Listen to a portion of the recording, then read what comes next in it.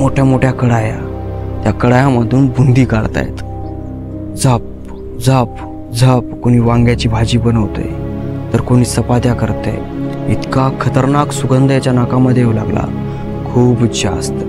आता त्या वाड्यामध्ये कोणताच उजेड नव्हता, तरी पण ती सगळी माणसं सुरेशला कम्प्लिटली दिसू लागली. आणि भूत म्हणून नाही बरं का, एकदम अशीच दिसू लागली. तेवढ्यात मागून कोणीतरी चलत आल्याचा सुरेशला भास झाला.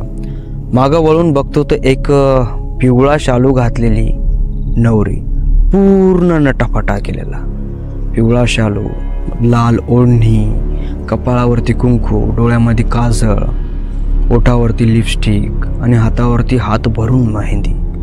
हे बघितल्याच्या नंतर सुरेश कन्फ्यूज झाला की यार हे नक्की भूत आहे. सुरेश एका हाताने आपला कॅमेरा धरू लागला आणि ती मुलगी सुरेशकडे बघून याच्याकडे हळूवारी येऊ लागली.